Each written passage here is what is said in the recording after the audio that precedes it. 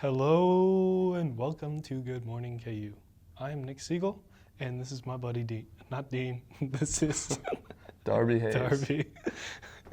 How you doing, Darby? Well, I was good until you messed up my name, but not too bad. That's How are good. you? That's good. That's good. Pretty good. Pretty good. Good. Excited that the NFL draft is finally over, so we can start focusing on the NBA playoffs. But let's talk about that draft, man. I enjoyed most of it. Did you watch most of it?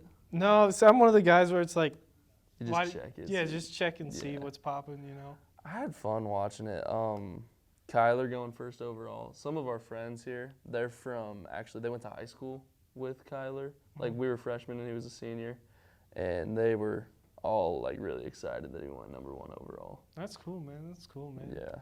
It's always cool when people get excited about someone coming out of their hometown. Mm-hmm. Yeah, that's always cool to see. You have anybody cool from your hometown? Not really, no, but oh yeah, we did have like one of the best hockey rookies in the nation for NHL, Clayton Keller. He came from my hometown. Cool. He's with the Coyotes, got drafted number 7 Cool. a couple years ago, and that's it. Basically, it's just I mean, still a pro athlete, but yeah. Yeah. So what else did you think about that draft, man? For sure the Daniel Jones pick, the Giants quarterback pick. Super controversial. Like, Passing up on Dwayne Haskins. I know. mean, what would you have taken him? I would have, because I have a sense of humor, but I don't know. Like, it's only a few years ago they had the Notre Dame game, and that's what they went off of. But the crazy thing is that the GM or the owner of the Giants, he was impressed by his practice scrimmage at like the Senior Bowl. Yeah. And that's why you can't choose off of the Senior Bowl. Bowl. He lost his last college game like 58-7 or something stupid to Wake Forest, I think. Yeah, I was listening to the Dan Patrick show this morning. They're just going off on the Giants for that pick. The Giants had just a rough draft, it seemed like. They did, man. The Raiders struck pretty well with Clelin Ferrell from Clemson and then Josh Jacobs, both in the first round. Mm-hmm. I have no idea who those are, but No, the Josh Jacobs, he was the Alabama running back. Oh yeah, you were telling me about this before the show. But he was raised. Him and his, I think there were 5 of them total, like siblings, and it was just their dad, and they like struggled through hard times, obviously, and like. He said that I saw an interview with him, and he said that he never had his own bed until he went to college, actually. Wow. But, yeah, so that's a really cool story. And if there's somebody to root for, I mean, I think I'm probably rooting for him in the draft. That is someone to root for, man. If you had to be drafted, when would you want to go? When would I What pick would you want to be if you were being drafted? I mean, is first too cliche? No, that's a lot of stress, though. That's true. Where would you want to go? Maybe like everyone forgets about the teens pick. Like, you know, you still get the big money. First round? Yeah, you still get the big money, and you get to go to the green room, get the free food and all that. I'd go with the very last one, Mr. Irrelevant. Mr. Irrelevant? Yep. That's true. 'Cause at the end of the day, your name still got called. I know. That'd be awesome. Are you technically an NFL player then? For life? Oh, cool. Yeah. That would help a lot, especially when trying to find like a wife in the future or something like that. Yeah. Saying you're an NFL player. You used to play in the NFL? Yeah. So what else you want to talk about? I don't know. Joe Deneen got signed by the Broncos. Oh, yeah. Joe Deneen is a KU football player who is now with the Broncos. Fun fact. Saw that. That was cool, yeah. And then also everyone's talking about the Avengers and Game of Thrones, but we cannot talk about that because we don't want to spoil stuff. And yeah, man. Yeah. Who's your favorite NFL team, Nick? Oh, I was a Rams fan growing up until they left. So then it's kind of like you root for the Chiefs because they're like closest team, but it's like you don't really buy into it that much. Doesn't hurt that they're good now. So, yeah, it doesn't. But it sucks because you know they're gonna like start going. Once Mahomes re-signs and they lose all the cap space, you know they're gonna go down. Oh yeah, it'll be a nice cycle for them again. I don't know why they haven't picked up. We're trying to send it to commercial, but they're just... We had some good content here today, and they still won't let us go. Yeah. I don't know why. There we go. Oh. From adversity, we rose. We made history and became Pioneers, voyagers, champions, Jayhawks. And when our chant rises, haunting and hallowed,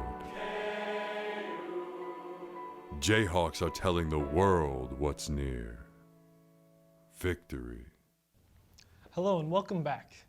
As this generation progresses with the advancing technologies, we now see young ones having more and more access to cameras. One of the side effects of having more access to cameras is the rise of YouTubers. Today we sit down with Emily Laskey, who is a YouTuber. Emily, how are you doing Side today? effects? You're making it sound like it's a disease. Oh, it's just so good to be here tonight. Thanks for having me. No problem. How many times a week do you spend YouTubing? Well, so that's the thing. I'm not the most reliable poster, I would say. I really only post if there's like a big event or something that I like feel like is vlog worthy or something that I'd want to remember. So it's not more of a schedule, it's more of just like when I have something exciting going on that I feel is like almost like worthy of me vlogging. How many fans do you have?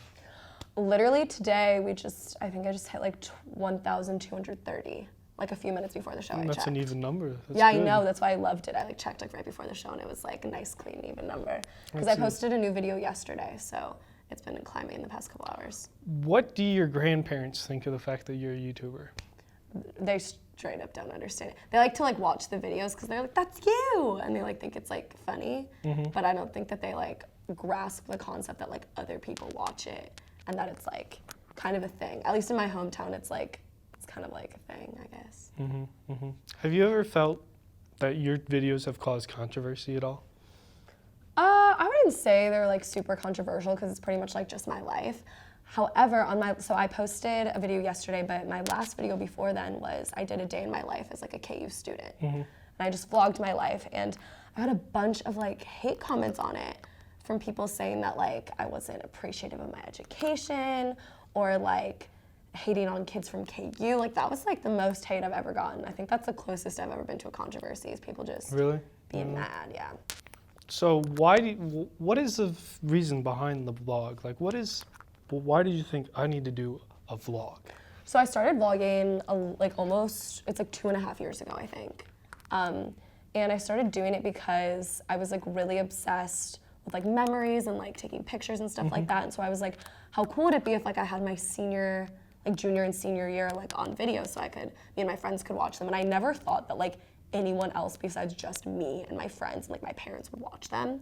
But when I started posting them, it kind of like blew up at my high school and then our surrounding high schools, and it kind of like caught on. And so it just became something that was like really fun for me to do. And editing became kind of a way for me to be like super creative. And it's kind of just something that I found is like really, really fun for me to do. That's cool. So what was my question? Continue. Well, yeah, but I mean, it's also been important for me because like, especially here at KU, I think it's been harder for me. I've been trying to make it so it doesn't become like a job. Like I want it to be something fun that I do. Like I don't want it to be something that I feel like is nagging on me or like a chore kind of. Okay, have you ever gone back and rewatched the videos like you said you wanted to? Oh, all the time. Oh, you do? Literally all the Okay. time, Because sometimes people like, I did this, I take a lot of photos when I travel abroad. Yeah, but I never look at them. Yeah, I never look at them, so it's Totally. like I don't take photos No, with friends. exactly. Yeah, because I'm never gonna look at them. No, Like, I but know the what they vlogs- look like. I don't. Yeah, you don't need one. But no, the Yeah. vlogs are actually super fun. I've gotten like millions of texts while I'm at college, my friends being like, oh my gosh, like miss everybody so much, like watching your vlogs. And it's like been a really cool way for us to like remember how fun high school was and like big stuff like prom and like things like that were like really monumental. It's like, it's cool to have that all on video. And my roommates really like watching them too because they get to see my friends from home and kind of like get a piece of what I was like before college. Do you feel like your blog focuses too much on the past and it might lessen your future because you're like, oh, look at all these great things that happened, but now it's kind of like, oh, but you're not planning for great things in the future. Yeah, and I feel like that was something I was like worried about. I was like, what happens if like I start hating the content I'm making? What if I get too hung up on it? Like blah blah. But every new video I make is like my favorite video I've ever made.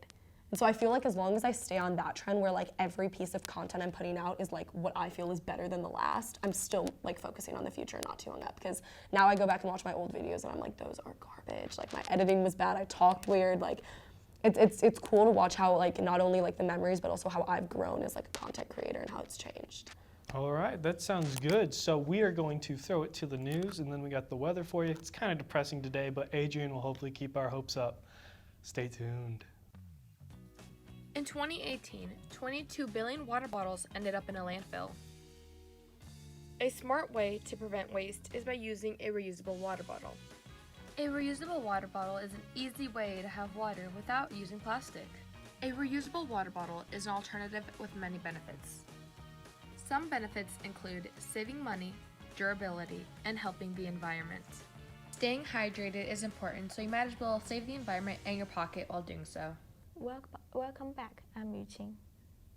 And I'm Meredith. This is your Tuesday Good Morning KU News Update. Alcohol is killing more young people than ever, according to a new analysis released through the University of Washington.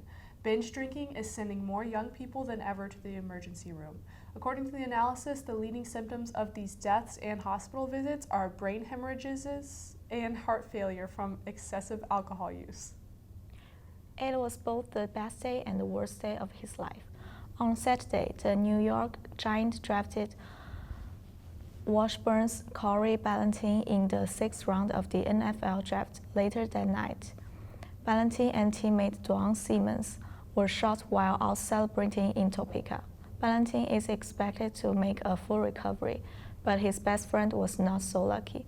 Simmons died at the scene, and police have yet identified any potential suspects. In sports, the softball team closed out the home portion of its season with 3 losses to Texas.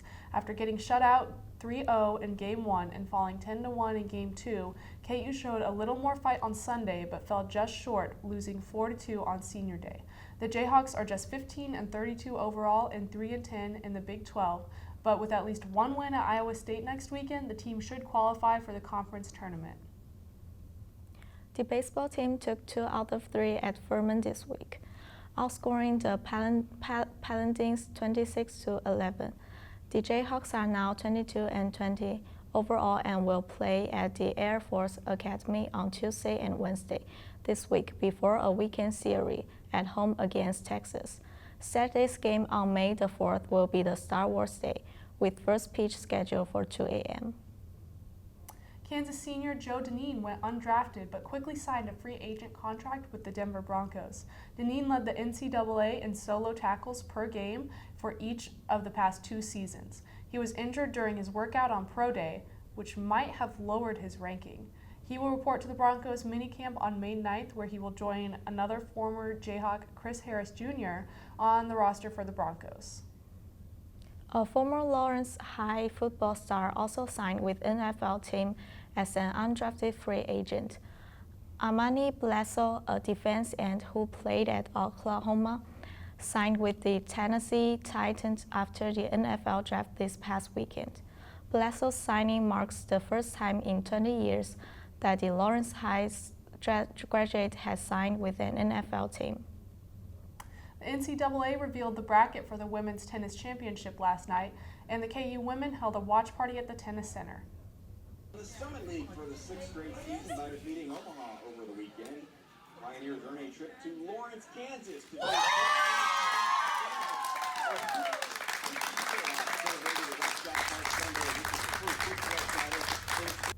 The Jayhawks are seeded 14th and will be hosting the first and second round of the tournament for the first time since 1997.